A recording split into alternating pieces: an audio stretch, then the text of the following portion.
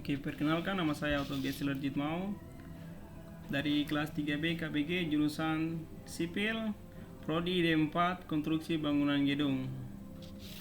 Oke, pada kesempatan kali ini saya akan membahas mengenai materi atau 3 topik yang akan dibahas. Dan topik yang pertama yaitu mengenai aktivitas pekerjaan beton, dan yang kedua klasifikasi beton, dan yang ketiga yaitu bahan penyusun beton. Oke, kita akan masuk dalam pembahasan yang pertama yaitu mengenai aktivitas pekerjaan beton. Nah, bisa dilihat di sini, ini adalah aktivitas pekerjaan beton di mana mereka sedang melakukan pengecoran jalan ya. Dan pengecoran jalan ini harus dipantau oleh pengawas sehingga selesai. Dan pada pengawasan harus dilakukan hingga 28 hari sehingga beton itu keras dan akan diuji.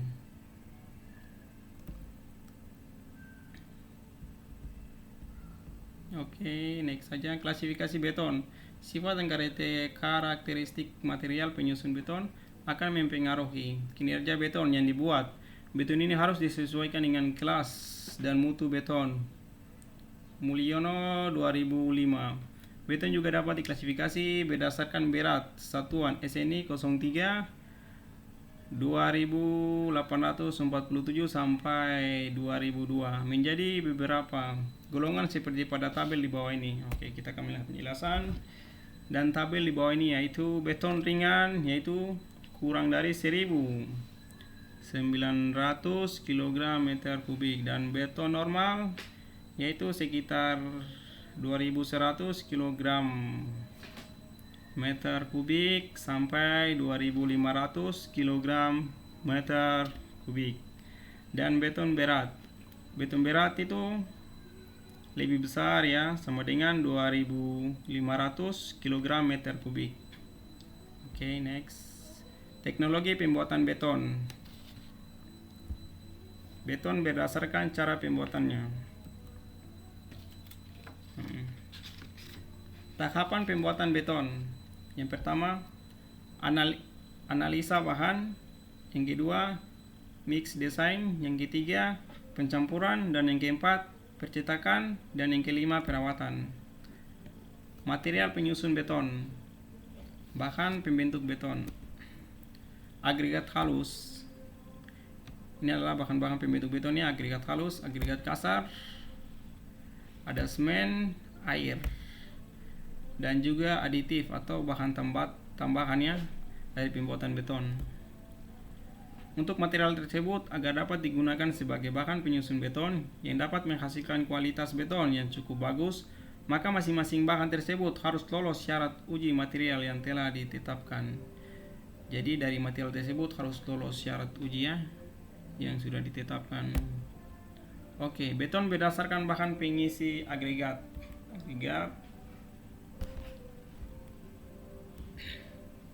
Agregat dalam beton digunakan sebagai bahan pengisi dan dipandang sebagai bahan untuk mempermurah harga beton.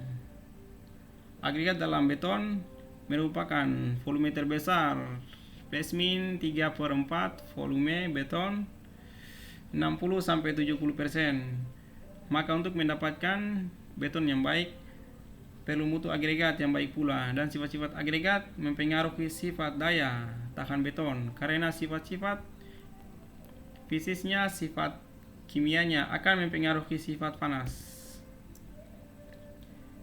Pertimbangan ekonomi menjadi hal utama dalam pemilihan agregat karena banyak memberikan keuntungan. Ditinjau secara teknis dalam memakai agregat. Beton berdasarkan cara pengecoran. Oke, kita akan melihat penjelasan mengenai beton berdasarkan cara pengecoran. Persiapan pencampuran beton. Persiapan pencampuran beton. Yang pertama, memasang baja tulangan sesuai gambar rencana. Oke, yang pertama kita harus memasang baja tulangan sesuai gambar rencana yang sudah digambar. Jadi tidak boleh kita memasang tulangan di luar itu. Jadi kita harus menggambar sesuai apa yang sudah digambar ya. Membersihkan cetakan dari kotoran. kita harus membersihkan cetakan dari kotoran. Jika ada kotoran dalam cetakan, maka kita harus membersihkan, karena itu akan mempengaruhi juga. Menyiapkan cetakan dengan air. Oke, dan yang berikut menyiapkan bahan semen, pasir, kerikil, dan air. Itu adalah material yang harus kita siapkan dalam persiapan pencampuran beton. Oke, dan yang berikut menyiapkan peralatan pengadukan, pengangkut, pemadat, dan pelindung terhadap cuaca. Oke, next. Cara pencampuran beton. Mesin pengaduk beton moleng atau beton moleng ya. Bahan yang sudah disiapkan dimasukkan dan dicampur dalam beton moleng. Waktu pencampuran antara 1 menit sampai 1,5 menit. Itu adalah waktu. Untuk pencampurannya dalam mesin moleng itu bisa 1 menit atau 1 sampai 1,5 menit. Oke. Cara pencampuran beton. Yang pertama, beton manual. Inilah bagaimana cara untuk kita mencampur beton secara manual ya. Menyiapkan lantai atau tempat pencampuran beton harus bersih dan kedap air. Jadi kita harus siapkan tempat untuk pencampuran beton itu harus bersih dan tempat yang harus bisa kedap air sehingga kita melakukan pencampuran beton. Perbandingan campuran menggunakan perbandingan volume. Jadi perbandingan campuran harus menggunakan volume ya. Tidak boleh asal campur atau perbandingannya asal-asalan saja, harus berdasarkan volume.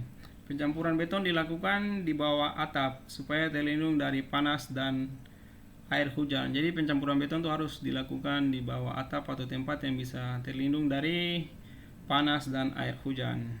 Oke. Ini adalah tahap-tahap pengecoran plat dan balok.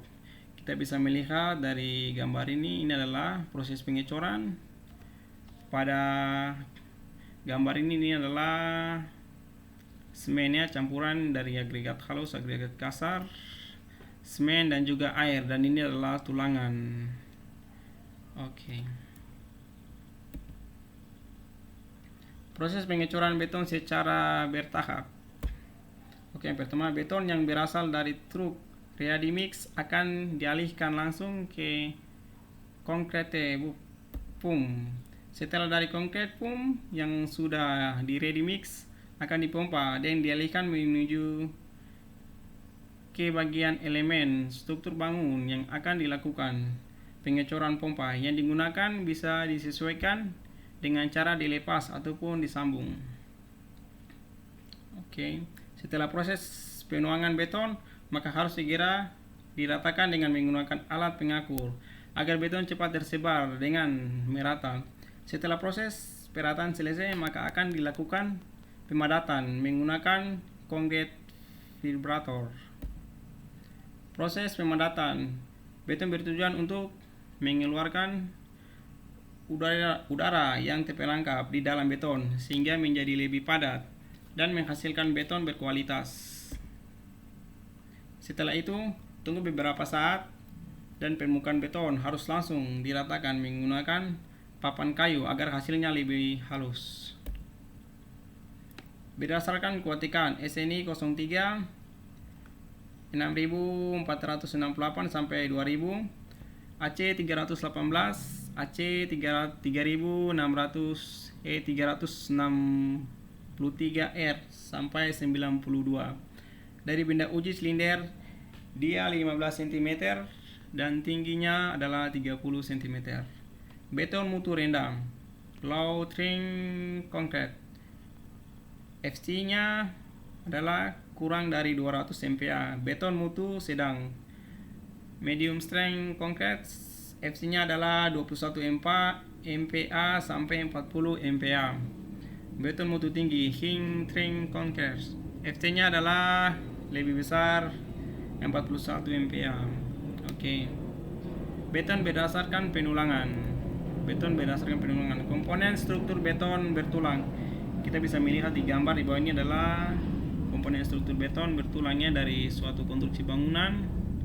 Dari awalnya adalah plat, beton plat ya.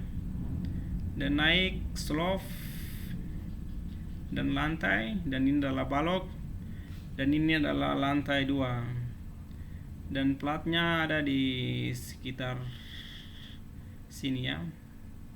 Oke. Komponen struktur beton bertulang. Oke, kita melihat komponen struktur beton bertulang misalnya seperti gambar ini. Gambar yang ada di bawah ini adalah pondasi plat, dan di sini kita bisa melihat ini adalah slope, dan sini adalah lantai, dan ini adalah kolom sehingga mendapat lantai lagi di atas ini, dan tulangannya ada di dalam sini ya, di tengah-tengah sini tulangan. Oke, next. Beton dan beton bertulang. Beton ini adalah pengertian dari beton dan beton bertulang ya. Jadi beton itu adalah campuran yang terdiri dari pasir, kerikil, batu pecah atau agregat lain yang dicampur menjadi satu dengan suatu pasta, dan yang terbuat dari semen dan air membentuk suatu massa mirip batuan. Beton memiliki kuat tekan yang tinggi dan kuat tarik yang sangat rendah. Jadi ini adalah satu kekurangan dan kelebihan juga ya yang dimiliki oleh beton. Karena beton tuh memiliki kuat tekan, dia sangat tahan terhadap kuat tekan, tetapi dia lemah terhadap kuat tarik. Ya, itu adalah kelebihan dan kelebihan dari suatu beton. Oke, beton bertulang. Pengertian kombinasi antara beton dan baja, di mana tulangan baja berfungsi menyediakan kuat tarik yang tidak dimiliki oleh beton. Tulangan baja juga dapat menahan gaya tekan sehingga sering digunakan pada kolom atau bagian lain dari suatu struktur. Beton dan beton bertulang. Beton adalah campuran pasir, kerikil atau batu pecah, semen dan air. Bahan lain adalah admixtur, dapat ditambahkan pada campuran beton untuk meningkatkan workability, durability, dan waktu pengerasan. Itu adalah bahan tambahan untuk beton. Dan yang berikut, beton mempunyai kekuatan tekan yang tinggi dan kekuatan tarik yang rendah. Ya, seperti tadi sudah dijelaskan, beton itu mempunyai kuat tekan yang sangat tinggi dan kuat tarik yang sangat rendah. Oke, beton dapat retak karena adanya tegangan tarik akibat beban, susut yang tertahan, atau perubahan temperatur. Beton bertulang adalah kombinasi dari beton dan baja, di mana baja tulangan memberikan kekuatan tarik yang tidak dimiliki oleh beton. Baja tulangan juga dapat memberikan tambahan kekuatan tekan pada struktur beton. Oke, beton dan beton bertulang. Oh, maaf, ini tadi sudah dijelaskan. Ada kesalahan. Oke, dan bagian kita yang terakhir yaitu jenis beton. Berdasarkan fungsi dan kegunaannya, jenis beton dapat kita bedakan menjadi 10 macam, antaranya yaitu beton mortal, beton ringan, beton non pasir, dan beton hampa, dan beton bertulang, dan beton prategang, beton pracetak, beton massa, beton siklop, dan beton serat.